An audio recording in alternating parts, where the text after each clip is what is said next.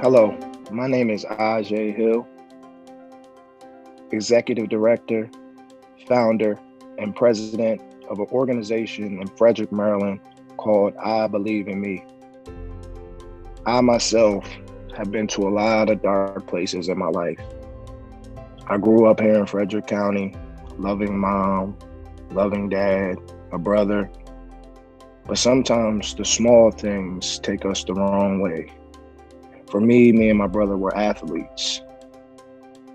We played baseball, we played basketball, we played football. And my brother was very, very talented in sports. I was the back catcher, he was the pitcher. So when we used to get into the car after the games, my mom and dad used to talk about the home runs that my brother hit, how many strikeouts that my brother had. And I was in the back seat of the car and I just felt neglected. They never talked about me and how I had all those hot equipment on catching all my brother's balls or me getting on base so my brother would have someone to hit home. So in all of that being neglected, I made a choice to go to the streets. I made a choice to go to people that may pretend they did care about me. They made me believe that it was the family that I was looking for. And in my rebellion, I went to some very dark places. Hurt people, hurt people. Today, I like to say heal people, also heal people. In my darkness, I terrorized community. I put this mask over my face and played this character that I wasn't. But at one point in my life, it came a time where my crimes caught up to me. My luck ran out. So I went into the courthouse and the judge gave me 20 years, all suspended, but 8. And at a young age, I was forced to go to prison for 8 years. Roughest time of my life. I was lost. I was confused. I was lonely and alone at the same time. But I kept the mask on. Through my first year and a half of prison, I still was faking it until I got to make it. But it was one night when I was in my cell, my higher power came to me and put me in a state of paralyzation. I couldn't move. I laid in that bunk bed and my bunk buddy actually asked me, "Are you okay?" And I was like, "Yeah, I'm fine." But it was a voice that came to me that night and asked, "Do I believe in myself?" I shrugged the voice off like I didn't hear it. I made pretend that there's no way there was a higher power coming to save me. But as we know, most merciful God forgives all. He knows when we've had enough. And in that paralyzation, I couldn't move. I was stuck. So the next day come and my bunk buddy got word and he wanted to really call the medic. So it was time for me to give an answer. And I replied to God that, yes, I believe in myself. And his reply was, I'm not going to judge you by what you say. I'm going to judge you by what you do. Change is one of the hardest things to do in America. It doesn't come overnight.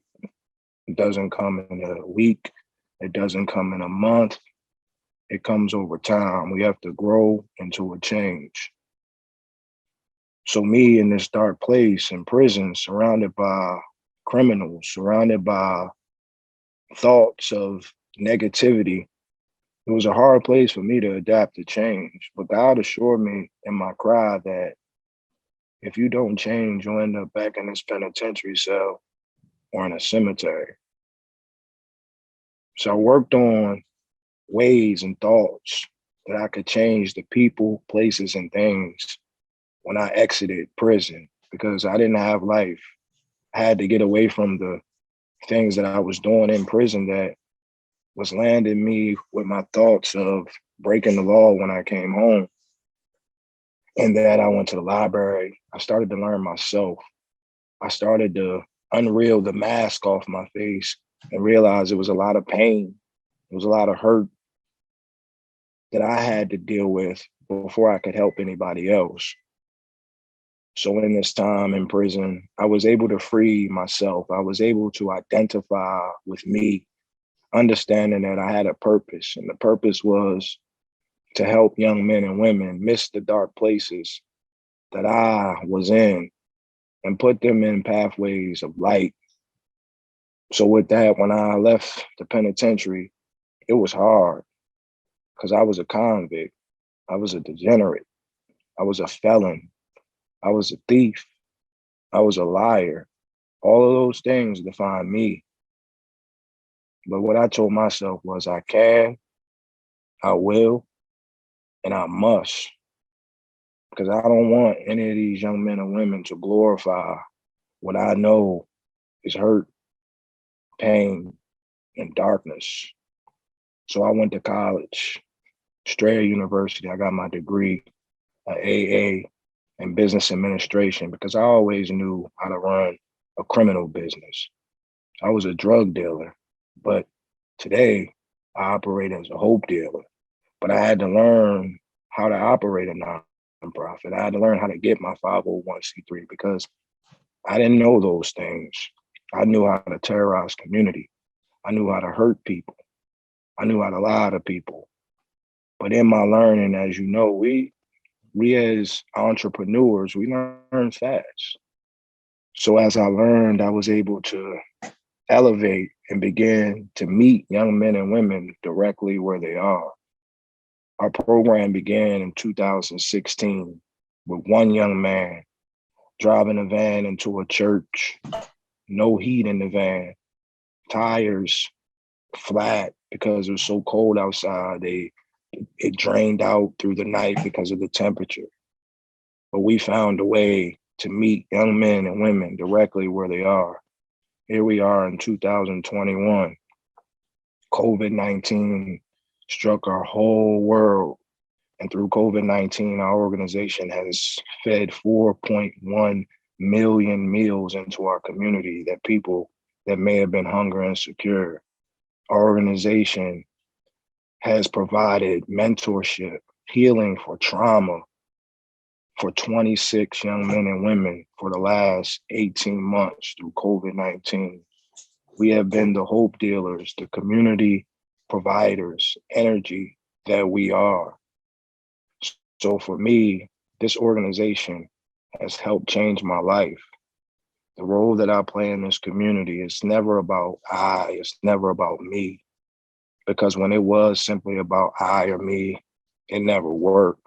Now that it's about we, it's about us. We are empowering community.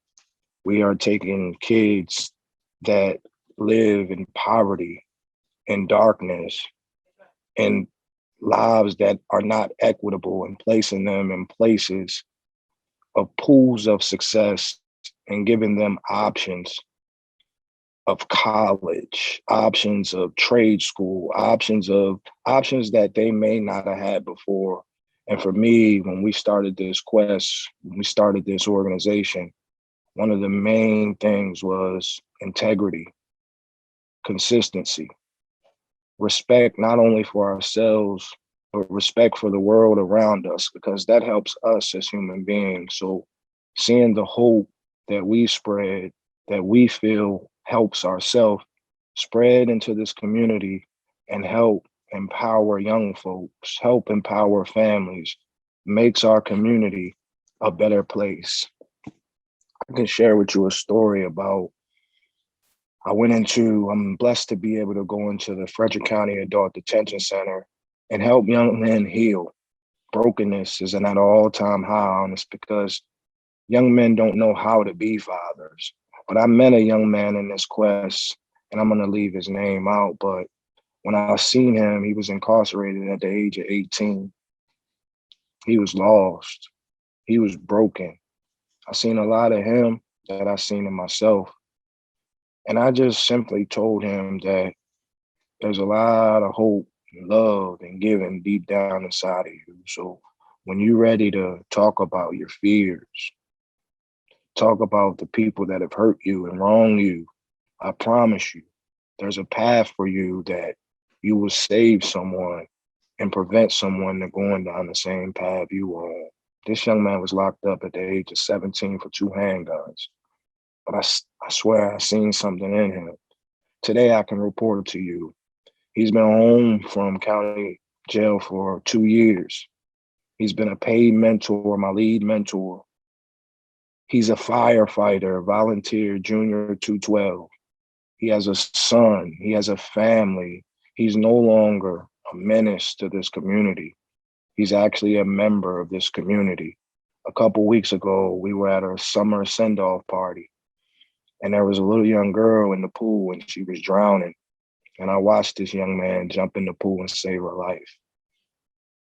See, it's about, are you putting the ladder down and allowing someone else to come up?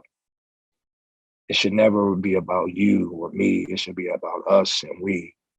And our organization aims to continue to empower, activate, and deal hope into our community.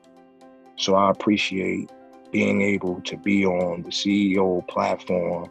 I appreciate you listeners, and I appreciate all you do-gooders that continue to provide hope, love, and empathy into our community. Signing off, I'm the Hope Dealer, Ajay Hill. Peace.